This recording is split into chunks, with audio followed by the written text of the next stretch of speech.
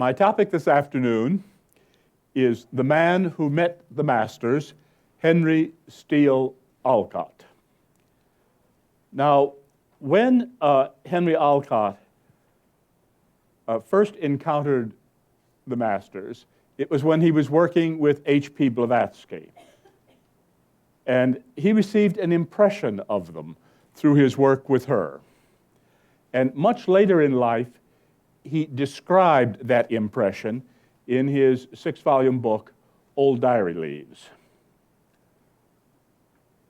And this is what he said.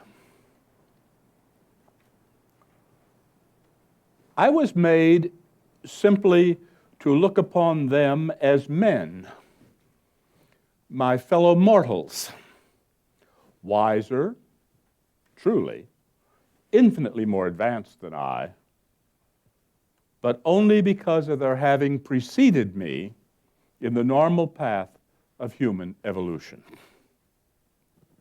Now that's going to be my text for my sermon this afternoon. And don't mistake my use of the word sermon, all right? I am not going to preach to you. I'm an etymologist, which means somebody who studies the origins of words. Not an entomologist, that's somebody who studies bugs. But the word sermon actually comes from a Latin word meaning a conversation.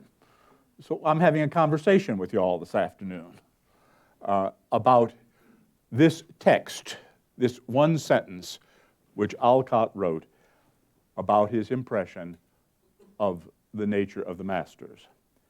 In this sentence, Olcott is talking about three things. He's talking about himself. The sentence begins, I. He's talking about the masters, whom he refers to as them. And he's talking about how he and they came to be different, which was through evolution. So those are the three things I'm going to talk about this afternoon. Evolution, mastership, and Henry Olcott in relation to the masters. So let us begin. First, evolution. Evolution has been a dominant topic in the Western world since Charles Darwin and Alfred Russel Wallace independently advanced the theory of natural selection, along with heredity and variation, as the means by which evolutionary changes are preserved and propagated.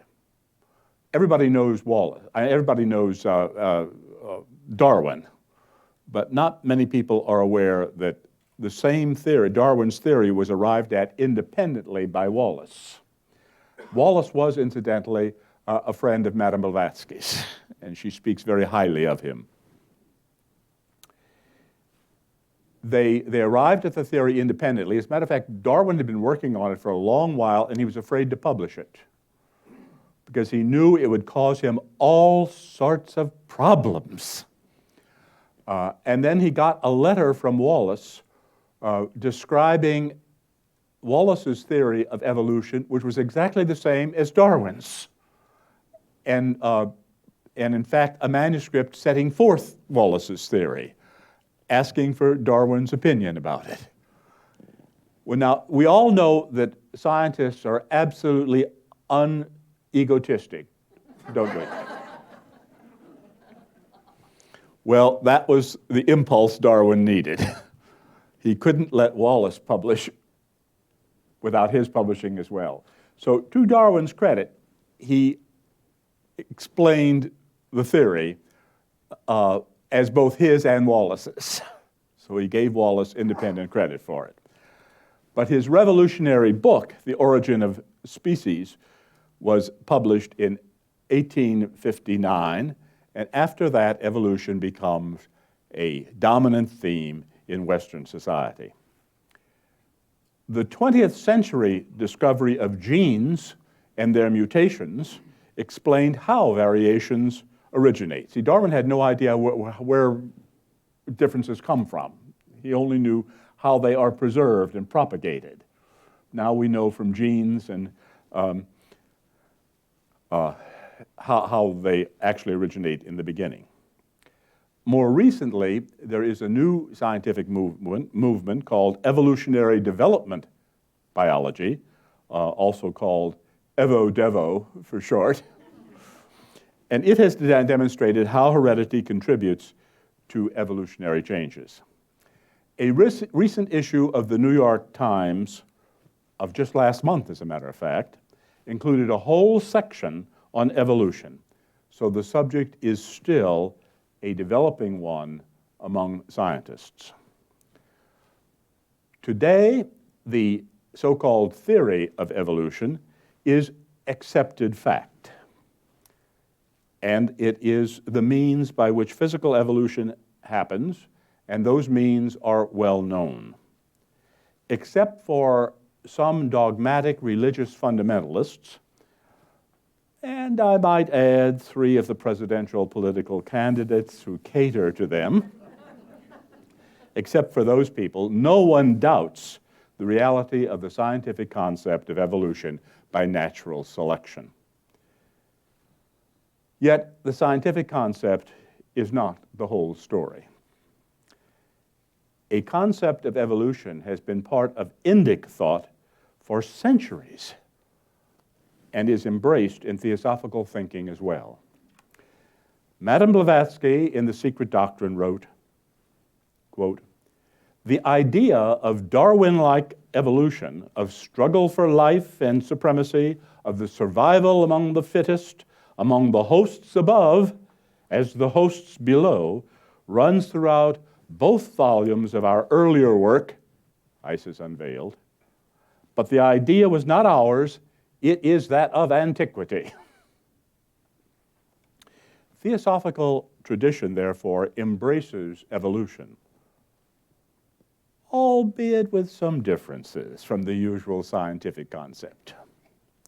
First, whereas scientific evolution is concerned centrally with changes in material forms, theosophical evolution postulates 3 independent but interrelated developments. Now, I'm going to give you a little quote from The Secret Doctrine about this, and I'm going to revert to something that the poet Robert Frost used to do. You all familiar with the New England poet Robert Frost? He used to come down to Florida, where my wife and I were living, every year for a little vacation in the winter, and he paid for it by giving poetry readings at colleges along the way. And he would give his poetry reading, and he'd be into a poem that of his own, of course, that he particularly liked, and he'd pause in the middle of it and say, "Now listen to the next line, it's good." So listen to this next quotation, it's good. Blavatsky wrote, "It now becomes plain that there exists in nature a triple evolutionary scheme for the formation of the 3 periodical upatis, or vehicles or ways of expressing, or rather, she says, 3 separate schemes of evolution, which in our system are inextricably interwoven and interblended at every point. These are the monadic or spiritual, the intellectual, and the physical evolutions." All right, science is necessarily concerned only with the third of these 3 schemes, physical evolution. And because it can consider only material reality, reality which can be studied objectively and quantified. But intellectual and spiritual evolutions are also real, although they are subjective and qualitative. So that's the first way theosophy differs from science in its concept of evolution. It sees not only the physical evolution of forms, but the evolution of intellect, which is our response to the world around us, and the evolution of spirituality, which is a perception of the ultimate reality of the universe, which is the oneness of all existence.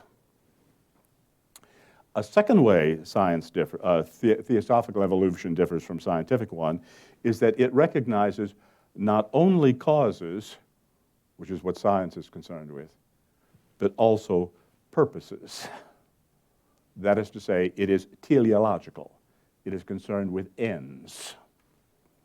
It holds that evolution has an underlying design and reason, namely subtler expression through physical or material evolution, wider consciousness through intellectual evolution, and increased awareness of the ultimate unity of existence through spiritual evolution. Blavatsky said, "The whole order of nature evinces a progressive march towards a higher life. There is design in the action of the seemingly blindest forces." Now, science is concerned exclusively with causes, but Theosophy sees evolution also as a matter of progression, design, and control. But you know, design does not imply a designer. Rather, that is, it does not imply a personal God who designs things. Rather, design is implicit in everything in the universe, and its expression through evolution is the working out of an inherent order. Blavatsky wrote, "The universe is worked and guided from within outwards. The whole cosmos is guided, controlled, and animated by an almost endless hierarchy of sentient beings, each having a mission to perform, who are messengers." Here, of course, she's referring to the etymological meaning of the word angel, which is messenger, who are messengers in the sense only that they are agents of karmic and cosmic laws. In this way, theosophical evolution differs from what today is called intelligent design, which may be no more than a way of trying to smuggle the Abrahamic God into what ought to be pure science. Theosophical evolution also sees the human condition as part of a vast panorama, much greater than scientific evolution is concerned with.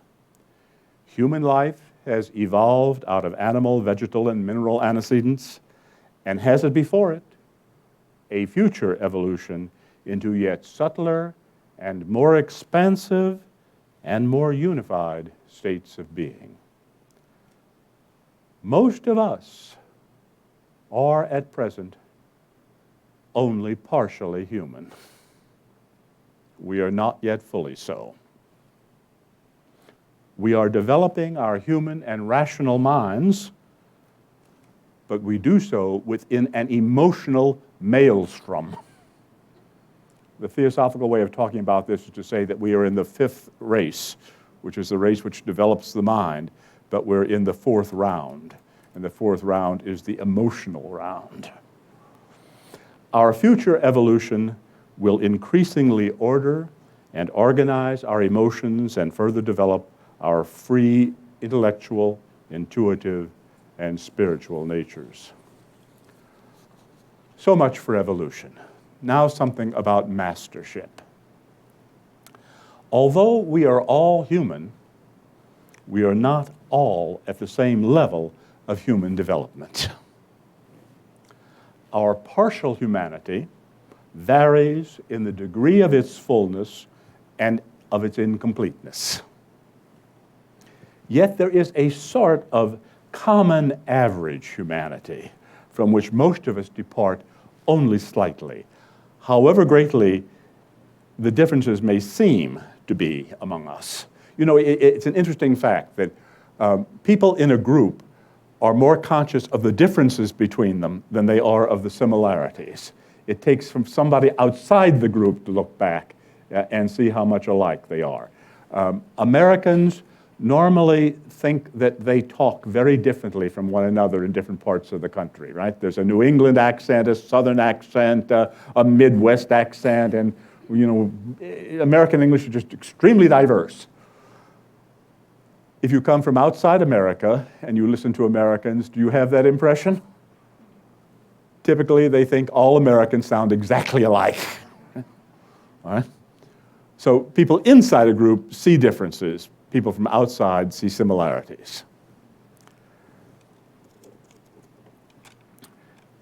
although we think of ourselves as being very different from one another, whereas in fact we are all very much alike, nevertheless, some human beings have indeed gone farther than the rest of us in reaching full human stature. They are the saints, the sages, the Hindu rishis, the Tibetan Chohans, the Confucian Rens, enlightened beings among us. Their numbers include the most notably renowned teachers of humanity, such as the Buddha, Christ, Zoroaster, Confucius, Plato, and so on.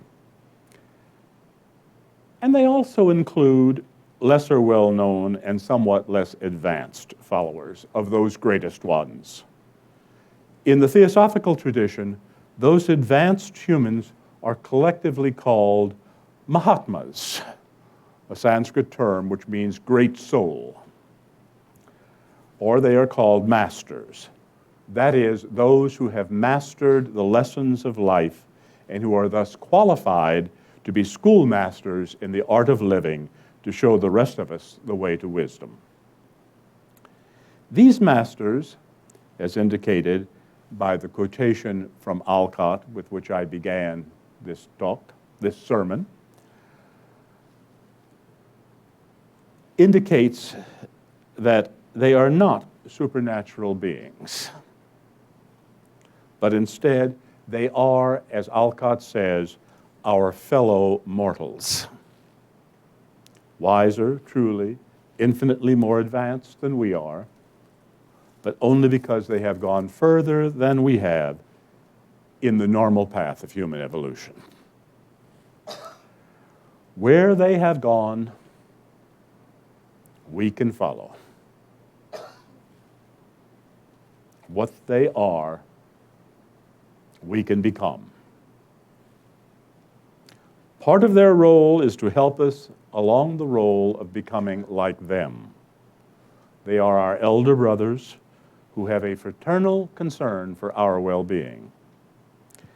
The existence of such teachers can hardly be doubted. The history of human cultures all over the globe records them and their work. Exceptionally talented, knowledgeable, and successful human beings have existed everywhere and at all times and have been generally recognized for their exceptionableness.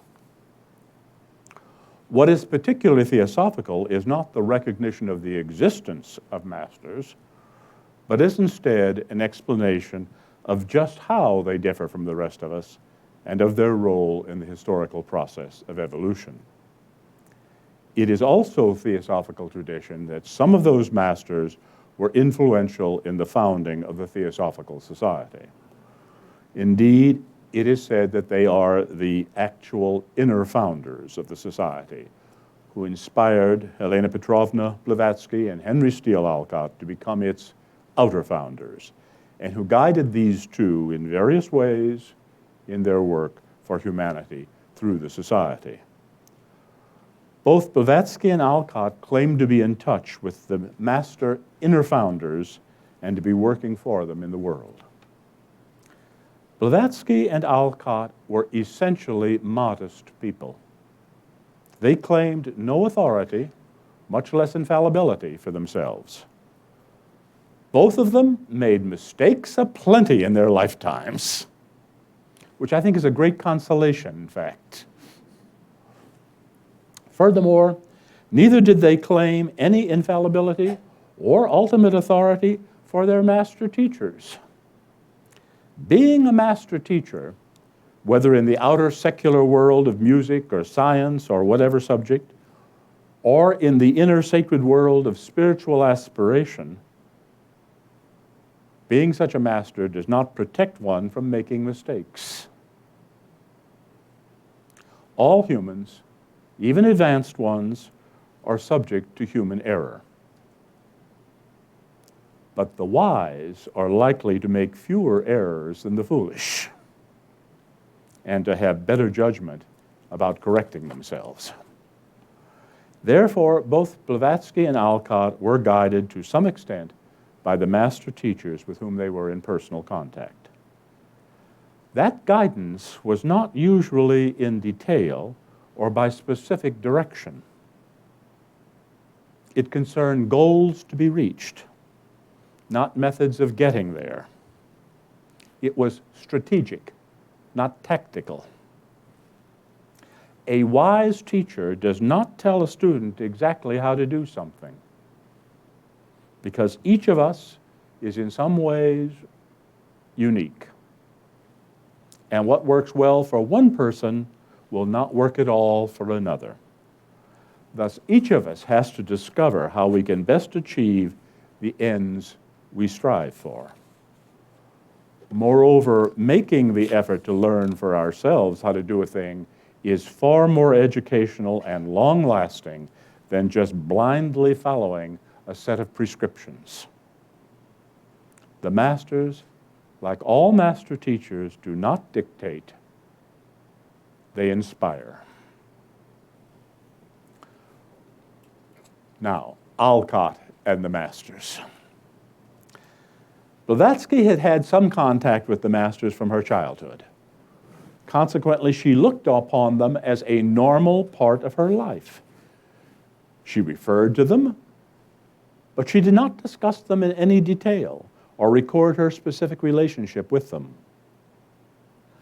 Olcott, on the other hand, came into knowledge of the masters relatively late in his life as a result of his having met Blavatsky in 1874 when he was in his 42nd year of age. So for him, knowledge of, communications from, and interaction with the masters were all quite remarkable and notable events. Consequently, he noted such events, first in his private diaries and later in his published account, Old Diary Leaves. Olcott's autobiographical record in Old Diary Leaves of his contact with the masters is an interesting personal history of one man who met the masters. The purpose of the rest of this talk is to bring to your attention some of what Colonel Olcott had to say about the masters and his dealings with some of them. Because this is the centennial year of Olcott's death on February 17th, and the 175th anniversary of his birth on August 2nd, and because of the outstanding importance in his life of his contact with the masters, it is fitting to look at that contact in some detail. Blavatsky did not suddenly spring knowledge of the existence of the masters on Olcott all at once. She did so gradually. As he says, little by little, HPB let me know of the existence of Eastern adepts and their powers. Through Blavatsky at first, Olcott began correspondence with the masters. He says, many of their letters I have preserved with my own endorsement of the dates of their reception. The letters continued through much of his life, often under circumstances in which Blavatsky could have had no part. Olcott's intercourse with the masters was not limited, however, to correspondence. He describes his first direct personal contact with one of them as follows. This is a long quotation now from Old Diary Leaves. And I'll say in advance that we always think of Blavatsky as the author of both The Secret Doctrine and Isis Unveiled, and of course she was in a sense, but she had enormous help from others with both books. And with Isis Unveiled, she had a lot of help from Olcott. They worked together on it. So here's what he says. Our evening's work on Isis was finished.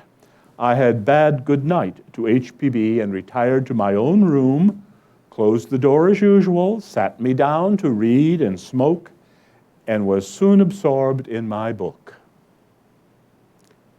I was quietly reading, with all my attention centered on my book.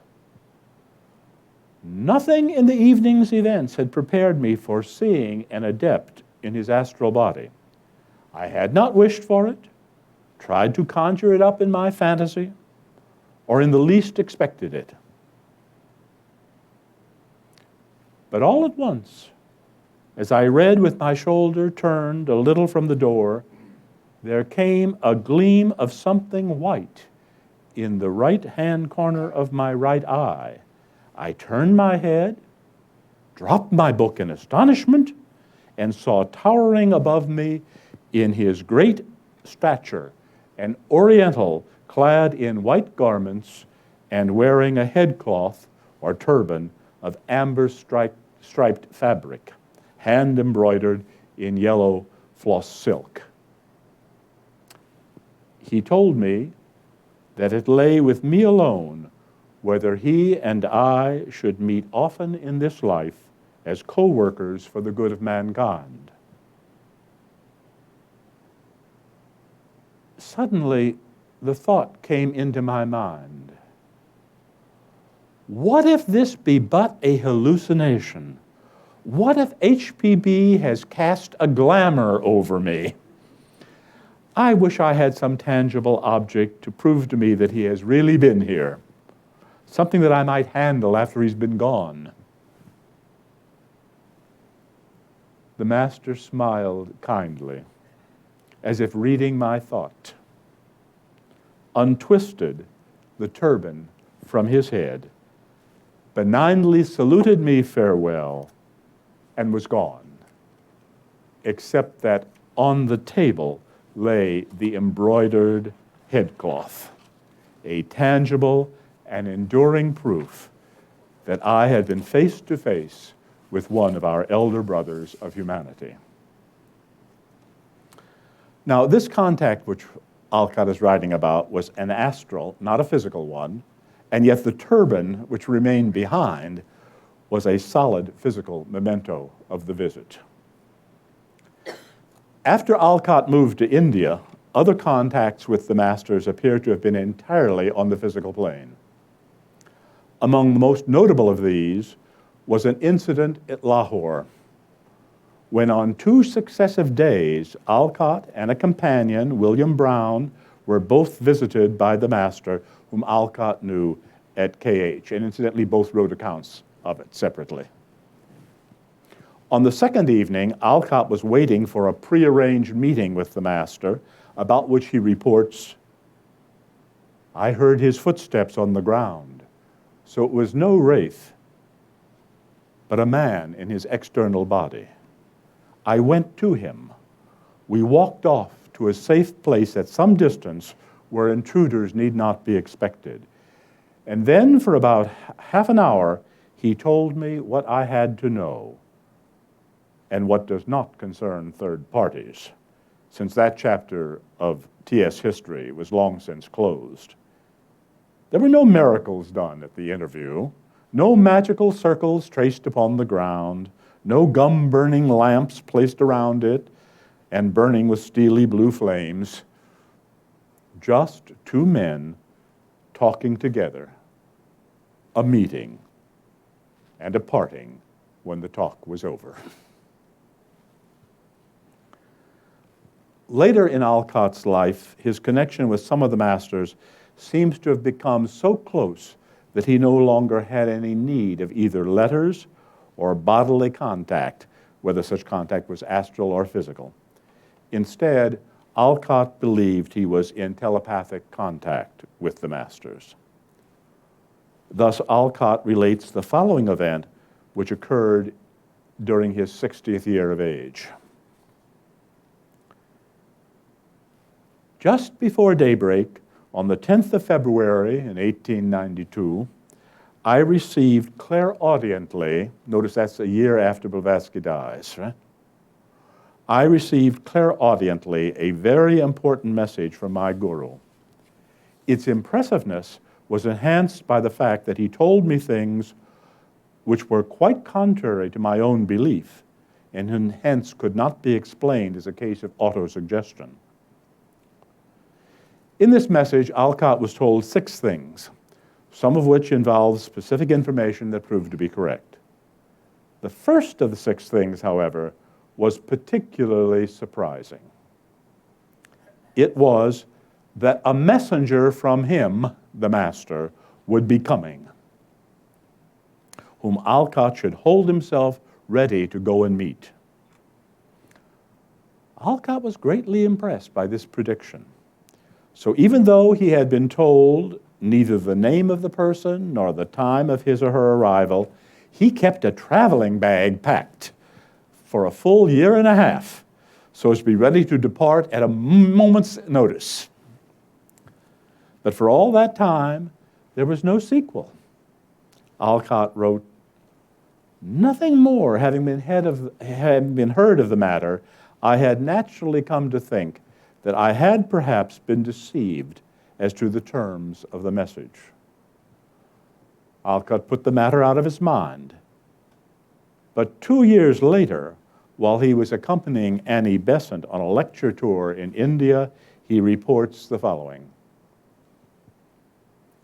"The familiar voice spoke again as I lay in that state between sleeping and waking, and it said,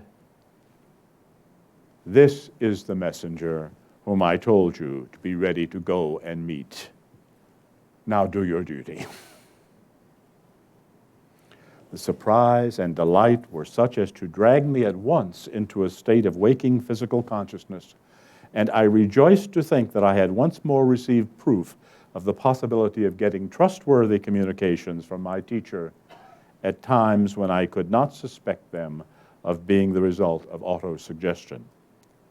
The development of Mrs. Besant's relations with our work in India have been, moreover, what to me is the best possible evidence that she indeed is the agent selected to fructify the seeds which had been planted by HPB and myself during the previous 15 years. Now, it's interesting that there is an undated letter to A.P. Sinnett from the Master K.H., which includes the following injunction from the Master to Mr. Sinnett. "Meanwhile, use every effort to develop such relations with Annie Besant that your work may run on parallel lines and in full sympathy." This letter is tentatively dated by the editor of the chronological edition, Vincent Houchin, Jr., in 1884, 10 years before the event reported by Olcott above, and 5 years before Besant joined the Theosophical Society. The editor comments that the letter would seem to indicate that the Master K.H. had foreknowledge of her role, her future role in theosophical work. What is clear is that Olcott's identification of Annie Besant as his and Blavatsky's successor in India and in the world was fully accurate. Furthermore, that identification, which Olcott attributed to his own master, was apparently anticipated a decade earlier by another of the elder brothers. Well, what shall we make of such communications, of which those I have cited here are only a few examples? What were the letters, the astral appearances, the physical contacts, the telepathic communications? Were they all just fraud and imagination? Or were they what Olcott thought them to be? Veridical contacts with evolved human beings who were using him to further their work in the world. Do masters of the sort Olcott and Blavatsky talked about really exist? Was Olcott in touch with them as he believed himself to be? Answers to those questions cannot be supported by definitive, objective evidence. Instead, such answers depend upon our initial presuppositions about what is possible and what is impossible. Those who assume a purely materialistic worldview will discountenance any possibility of Olcott's beliefs being true. They will also reject the whole theosophical tradition about a triple evolution of matter, intellect, and spirituality, as well as the theosophical tradition about the masters as evolved human beings. Similarly, those who are convinced believers in any fundamentalist religion of whatever creed, and there are fundamentalists in every religion of the world. We're most familiar in this country with Christian fundamentalists, and we have a lot of talk recently about Islamic fundamentalists.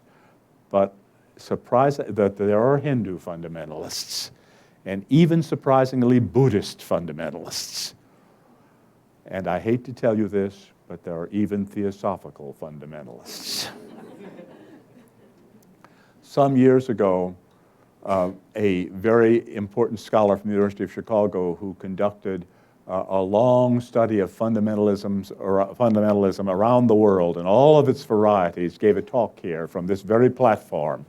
And in it, he was defining fundamentalism, and at the end of his definition, he said, of course, there could be no theosophical fundamentalists.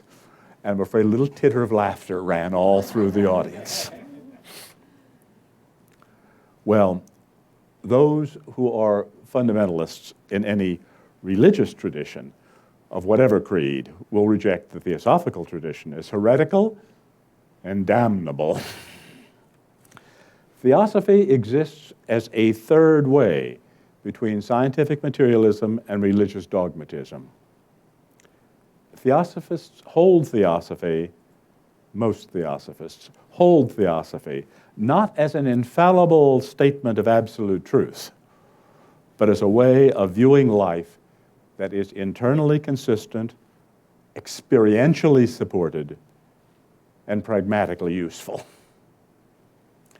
Henry Steel Olcott lived his life according to such a view. Marie Russack, who at the end of his life served as his secretary, records that on February 3rd, 2 weeks before his death, Olcott was visited by 4 of the masters who came to tell him that his work was over and to thank him for it. The day before that visit, Olcott dictated and signed his last message. And this is what he dictated. To my beloved brothers in the physical body, I bid you all farewell. In memory of me, carry on the grand work of proclaiming the living brotherhood of religions. To my beloved brothers on the higher planes, I greet and come to you. I implore you to help me to impress on all men on earth that there is no religion higher than truth, and that in the brotherhood of religions lies the peace and progress of humanity. So spoke the man who had met the masters, Henry Steel Olcott. Thank you.